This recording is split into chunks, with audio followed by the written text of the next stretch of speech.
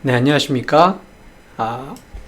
IMJ 파이낸스의 애널리스트 데이빗입니다.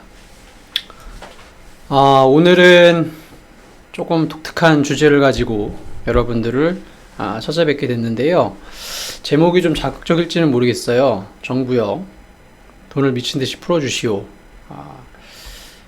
이 방송하고 나서 어디 끌려가는 건 아니겠죠?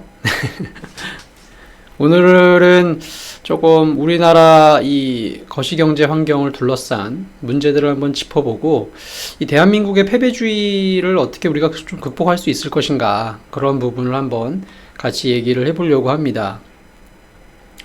늘 그렇듯이 오늘도 물 한 잔 마시고 시작하겠습니다.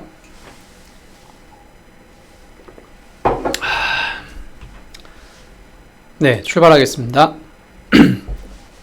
정부요, 돈을 미친듯이 풀어주시오. 정부가 푼다고 해도 국회가 막아버리면 또 안 될 수도 있는데, 국회여 돈을 미친듯이 풀어주시오, 이렇게 할까 하다가, 정부에게 좀 부탁의 간곡의 말씀을 드립니다. 오늘 이거 보시는 분들은, 제가 돈 풀라고 정부가 돈 풀지 않겠지만은, 이런 공감대가 좀 우리 일반 서민들 사이에 좀 확대됐으면 좋겠고, 얘기들이 좀 전해졌으면 좋겠고, 청와대 청원도 좀 가면 좋겠고, 다양한 경로로 정부가 국민들의 좀 마음을 헤아리는 그런 시간이 되었으면 하는 바람입니다.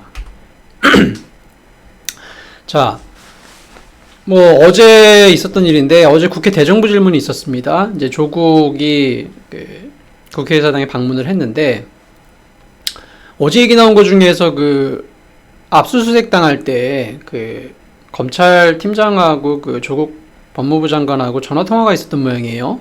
그거 가지고 지금 설왕설래가 좀 많네요. 오늘도 언론이 그걸 많이 때리고 있고, 조국 사퇴에 대해서 이제 이게 조국 사퇴냐 아니면 조국 사퇴냐, 약간 이제 결정의 시간으로 좀 가고 있는 것 같습니다. 저는 여기서 조국이 사퇴해야 된다 말아야 된다 그런 얘기를 하고 싶지는 않습니다. 정치색을 굳이 드러내고 싶지는 않고, 솔직히 잘 모르겠어요. 지금 조국이 사퇴를 해야 될지 말아야 될지, 이게 도덕적 책무인지 법적인 문제인 건지 솔직히 모르겠습니다. 근데 어쨌든 조국이 계속 법무장관으로서 업무를 수행할지 아니면 사퇴를 할지의 여부가 거의 절정으로 달아가고 있다고 생각합니다. 그래서 조국 사퇴가 연말 내년까지 계속 가지는 않을 것 같고요. 일단은 조만간 일단락 되지 않을까, 사퇴를 하든 안 하든. 그렇게 생각을 합니다. 만약에 사퇴 안 하면은 검찰개혁 하겠죠. 한다고 될지는 모르겠지만, 만약에 사퇴를 하게 된다면, 글쎄요, 문재인 정권 입장에서는 이제 레임덕의 시작이 아닐까라는 추정을 해봅니다. 임기가 이제 반을 지났다는 점도 있고, 어떻게 보면 조국이 이제 문재인 정권이 펼치고자 하는 어떤 정책의 색을 뚜렷이 드러내는 사람이기 때문에, 이분이 만약에 사퇴한다면, 글쎄요, 이제 문재인 정권은 뭘 해야 될까? 약간 그런 퀘스천에 들어가는 그런 국면이라고 보여집니다. 정말로 조국이 만약에 사퇴를 한다면 이제 문재인 정권은 뭘 해야 될까요? 어떤 일에 집중을 해야 될까요? 저는 돈 푸는 일에 집중을 했으면 하는 바람입니다. 왜 그런지 지금부터 이야기를 한꺼풀씩 벗겨가 보겠습니다. 제가 어제 기사를 보고 정말 깜짝 놀란 거 하나를 소개해 드릴까 합니다. 여러 가지 이제 경제 전망을 하는 많은 기관들이 있고, 내년 경제 전망이 슬슬 나오기 시작하고 있어요. 근데 LG 경제연구원이라는 곳에서 어제 2020년 우리나라 경제 성장률을 전망했는데, 1.8%. 이거 숫자가 안 보이네요. 잠깐만요. 제가 좀 보여드려야 될 것 같아서. 이쪽 보이시죠? 요거 1.8%. 빨간색 보이시죠? 요거 1.8%요. 자, 제가 말씀드리고 싶은 거는, 이 내년에 우리나라 경제 성장률을 보통 지금 이제 글로벌 주요 투자은행들 전망치를 보면은 평균 한 2.2% 됩니다. 가장 안 좋게 보는 데가 뱅크 오브 아메리카인데 1.9%예요. 내년 우리나라 경제 성장률 올해랑 비슷하게 본다는 거죠. 보통 경제연구원이나 이코노미스트들이 내년 경제 전망을 하거나 중장기 경제 전망을 할 때는요, 올해보다 성장률을 낮추는 일은 거의 없습니다. 왜 그런지 아십니까? 왜 경제학자들이나 이코노미스트들이 내년이나 내후년, 5년 후, 10년 후 경제성장률을, 물론 아주 길게는 모르겠습니다만, 왜 내년이 내후년 이런 경제성장률 전망치를 왜 올해보다 낮게 보통 안 잡느냐? 경제가 심리여서 그래요. 경제는 심리거든요. 내년에 안 좋아진다 그러면은 어떻게 하겠습니까? 전부 다 정부, 가계, 기업 전부 다 긴축할 거 아니에요? 꽁꽁 싸매겠죠, 돈을? 그러면 경제 더 안 좋아지겠죠? 경제가 심리이기 때문에 그렇습니다. 이코노미스트나 경제학자들은 보통 내년이나 내후년 경제 전망을 할 때 올해보다 비슷하든지 높게 전망하는 게 일반적이에요. 근데 LG경제연구원이 어제 발표한 내년 성장률 1.8%는 올해보다 내년 경제 성장률이 더 안 좋다는 겁니다. 이거는 굉장히 이례적인 경제 전망이에요. LG경제연구원이 왜 안 좋게 보는가를 봤더니 세계 교역이 둔화되고 있는 트렌드가 계속된다. 지금 뭐 미중 싸우고 있으니까 더 그렇겠죠. 그 다음에 반도체 업황 지금 회복 기대감이 형성이 되고 있는데 그거 회복 글쎄 그렇게 많이 안 될 것 같다. 그 다음에 생산 가능 인구가 본격적으로 감소를 하니 내수도 계속 더 부진할 것이다. 그러니까 굉장히 좀 비관적으로 전망을 했어요, 대체로. 어쨌든 LG경제연구원이 내년 경제성장률, 우리나라 경제성장률을 올해보다 더 안 좋게 전망했다고 하는 이 전망 자체는 굉장한 쇼크입니다. 일반적인 경제연구원이나 투자은행이나 국책기관이나 경제를 전망하는 기관에서 할 수 있는 얘기가 보통 아니라는 거죠. 네. 얼마나 내년 경제에 대해서 비관적으로 보는가를 극명하게 지금 보여줬습니다. 굉장히 지금 위태위태하다는 얘기예요. 우리나라 지금 경제 상황이 다들 그렇게 느끼시겠지만 뭐 뉴스도 계속 그렇게 나오고 있고. 제가 이 기사를 보고 야, 이거 숫자 자체 1.8%라는 숫자 자체도 굉장히 쇼크였지만 전망치를 이렇게 올해보다 더 안 좋게 전망하는 거에 대해서 굉장히 좀 마음속으로 충격을 받았습니다. 그래서 제가 밑에 노란색으로 적어놨잖아요. 올해보다 성장률이 낮다? 여기에 한번 쇼크를 받았고요. 두 번째 쇼크는 우리나라 기관인데 이런 전망을 한다? 이거에도 한번 쇼크를 받았습니다. 만약에 어디 뭐 골드만삭스나 뭐 JP모건이나 이런 데서 우리나라를 내년 성장률 1.8% 전망했다 그러면 해외는 좀 객관적이잖아요, 아무래도. 우리나라 좀 안 좋게 보는구나 이렇게 생각할 수 있는데 우리나라 경제연구원, 우리나라 전망기관이 이렇게 보수적으로 비관적으로 안 좋게 전망을 했다는 거는 시사하는 바가 있다. 밑에 지금 타이핑이 잘못됐네요. 우리가 기관의 전망이 맞나가 아니라 우리나라 기관의 전망이 맞나? 이렇게 해야 되겠죠. 어찌됐든 경제가 지금 굉장히 암흑 속으로 들어갈 수 있는 상황이다라는 거를 분석 결과에서 우리가 도출해 볼 수 있다. 뭐 솔직히 말씀드려서 지금 대한민국 호가 위태위태한 건 사실인 것 같아요. 데이비스 생각하는 대한민국의 살 길. 뭐 지금 이 방송을 보시는 분들은 각자 생각이 좀 다르시겠지만 저는 크게 세 가지를 한번 생각을 해봤습니다. 열심히 일을 한다. 그 다음에 신에게 기도한다. 정부가 돈을 풀어준다. 이 세 개 정도로 생각을 해봤습니다. 근데 첫 번째 열심히 일하기 이거는 도저히 제가 용납을 할 수가 없다. 왜? 그동안 열심히 많이 했어요. 우리나라 국민들 뭐 제 윗세대 분들은 더 고생하셨겠지만 우리나라 노동시간을 줄인다 많이 하지만 여전히 많이 일하고 있습니다. 저 코스타리카, 멕시코, 코스타리카, 한국, 그리스, 러시아 이 5개 나라가 일을 많이 하라는 나라인데 우리나라가 저 코스타리카도 아마 최근에 넘겼을지도 몰라요. 멕시코는 우리가 따라잡기 힘듭니다. 진짜 멕시코 열심히 일하거든요. 거기 뭐 자영업자가 많아서 그런지 모르겠지만 멕시코 노동시간 진짜 길어요. 뭐 멕시코를 우리가 넘어설지 모르겠지만 어쨌든 멕시코와 함께 우리나라는 전 세계에서 가장 많이 일을 하는 국민 중에 하나입니다. 여기서 더 열심히 하기 힘들어요. 우리가 이거 열심히 일해가지고 지금 대한민국을 살릴 그런 상황이 아니다. 이미 많이 일하고 있다. 다른 뭔가가 필요한 것 같습니다. 신에게 기도하는 거 이거는 뭐 이제 기도 열심히 해야 되겠죠. 그리고 생각해보면 이제 정부의 돈 풀기 이 세 번째를 오늘 저는 좀 집중적으로 말씀드리고 싶습니다. 대한민국의 살 길은 정부가 돈을 푸는 길이다. 왜 제가 정부한테 이렇게 정부의 어깨에 기대려고 하는지 그 얘기를 한번 지금부터 풀어가 보겠습니다. 우리나라 가계, 기업, 정부 세 개의 경제 주체가 있는데 가계, 기업, 정부 중에서 정부가 제일 빚이 없어요. 즉 돈을 쓸 여력이 제일 있다는 얘기입니다. 요거 얘기를 한번 좀 해볼게요. 주요국들에 대해서 X축하고 Y축을 한번 볼 때 X축은 1인당 GDP입니다. 그러니까 이쪽으로 갈수록 선진국이겠죠? 네. 그 다음에 Y축에는 GDP 대비 부채 비율을 넣어봤습니다. 이거를 그러니까 이쪽 위로 갈수록 빚이 많다는 거예요. GDP 대비해서. 이거를 전체 정부, 가계, 기업별로 해서 국가별로 한번 그려본 겁니다. 지금 이게 댓글 때문에 잘 안 보이실 텐데요. 전체적으로 봤을 때 우리나라는 이 회기선 부근에 있기 때문에 우리나라 전체 부채는 적정하다 이렇게 판단합니다. 근데 정부를 한번 보시면요. 우리가 소득은 3만 불인데 정부 부채 비율은 GDP 대비 지금 39%밖에 안 돼요. 그러니까 한 요 정도 부채가 한 요 정도 있어도 되는데 이쪽에 낮게 있어요. 그러니까 1인당 GDP는 좀 높은데 정부 부채는 굉장히 낮은 거예요. 이 정도의 여력이 있는 겁니다. 지금 더 올라갈 수 있는.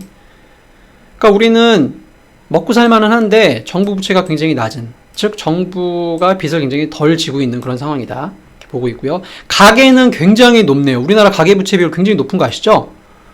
예, 각 국가마다 이제 가계들이 부채를 갖고 있는데 그 국가들의 가계 부채 비율이 GDP 대비해서 우리나라는 굉장히 높네요. 우리나라 가계들은 빚이 많구나. 쉽게 얘기하면 다른 나라보다 그렇게 이해하시면 됩니다. 기업들은 적정 수준에 있습니다. 기업 부채가 심각한 건 중국이죠. 예. 가계 부채가 심각한 건 우리나라고, 정부 부채가 심각한 거는 일본이네요. 와, 한중일이 그냥 각 주체에 대해서 1, 2, 3등 다 하고 있네요. 정부 부채 1등은 일본, 가계 부채는 우리나라, 기업 부채는 중국. 이렇게 심각하다고 보시면 됩니다. 그래서 이 얘기를 종합해 보면은 우리나라 경제 주체별 빚을 봤을 때 가계는 지금 심각해요. 가계는 쓸 돈이 없습니다. 부채가 많아요. 이미 가계에서 나올 돈은 별로 없어요.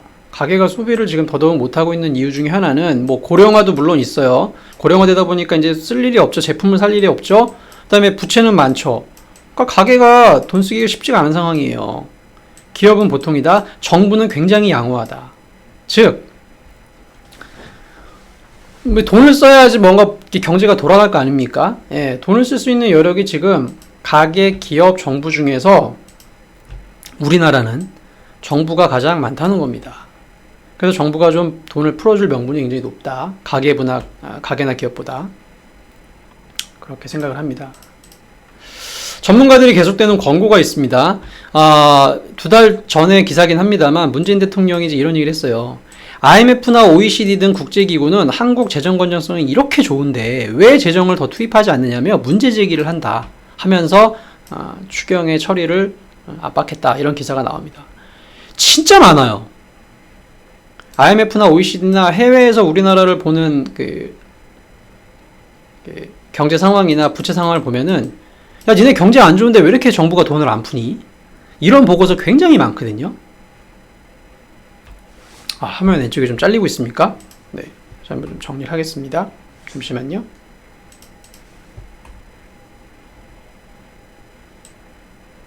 네, 이 정도로 가져가 볼까요?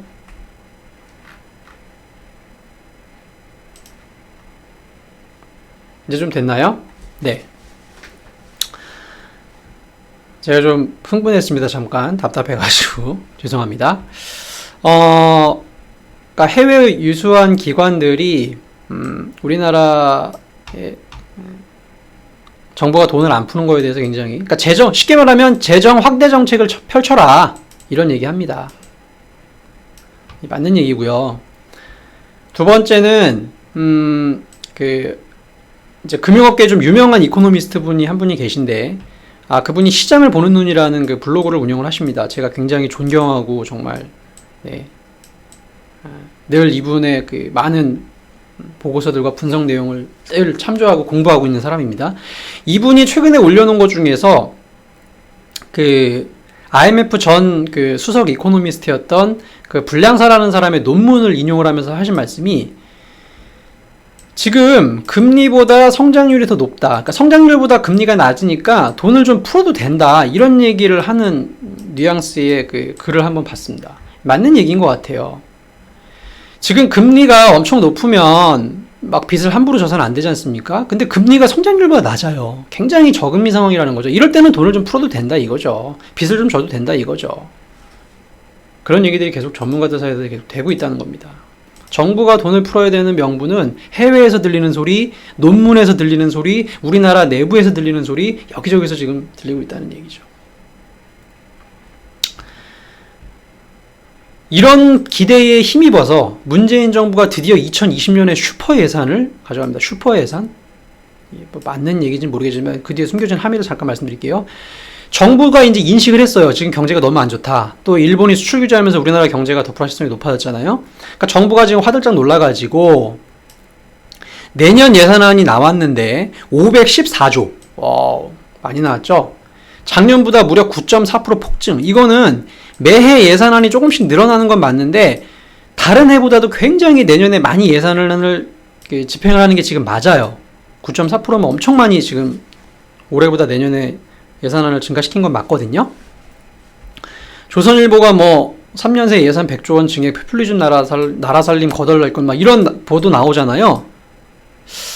저는 여기에 굉장한 의문을 갖습니다. 왜냐하면은 지금 이 차트만 봐서는 문재인 정권이 드디어 이제 정부가 돈 좀 푸나? 뭐 이런 생각을 하면서 오히려 걱정하시는 분도 있을 거예요. 정부가 돈 많이 풀면은 나중에 뭐 우리나라 복지 많이 써야 되는데 뭐 돈도 부족하고 막 걱정 많이 하실 거 아니에요. 전혀 상관이 없다. 왜? 요 차트를 한번 보시죠.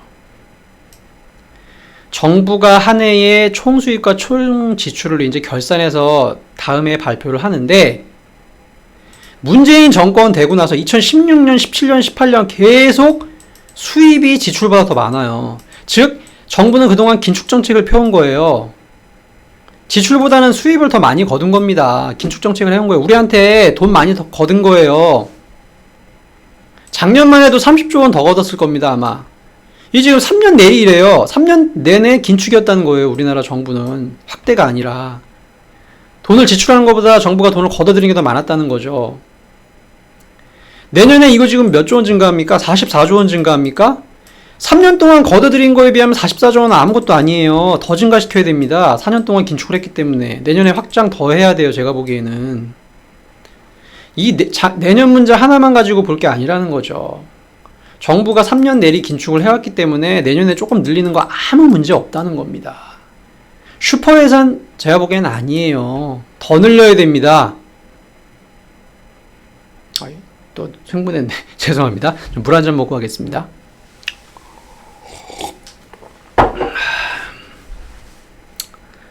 내년 예산은 절대 슈퍼 예산 아닙니다, 여러분. 더 풀어야 된다고 봐요, 저는.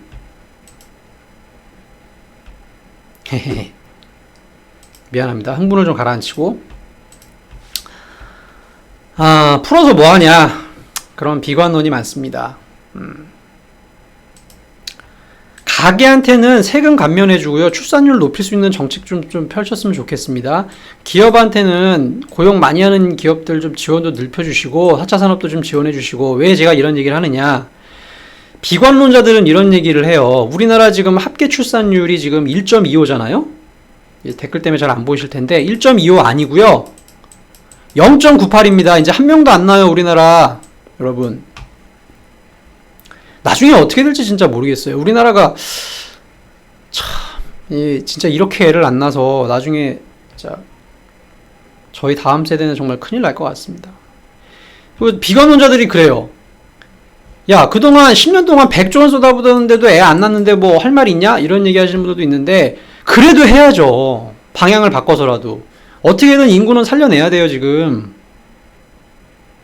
제가 왜 우리나라의 가장 큰 문제는 요겁니다. 애를 낳을 수 있는 환경을 만들어 줘야 됩니다. 여기에 예산 많이 쏟아 부어야 돼요. 안 됐다 그러면 다른 방식으로라도요. 계속 도전해야 됩니다.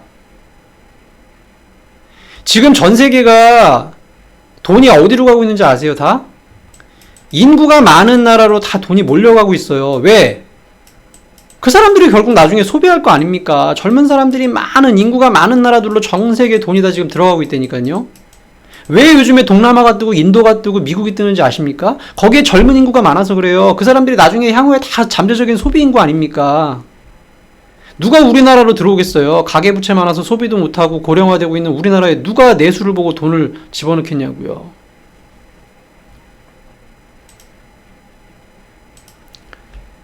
출산을 늘리기 위한 곳에 돈을 많이 써야 됩니다. 그 다음에 4차 산업혁명 제가 왜 얘기하냐면요. 우리나라 4차 산업 지금 얼마나 준비하고 있나를 정리를 해본 게 스위스에서 정리를 해봤는데 45개국 대상을 좀 해봤습니다. 해봤는데 우리나라가 지금 45개국 중에서 우리나라가 한 25위 정도 준비 순위가 되고 있다고 합니다.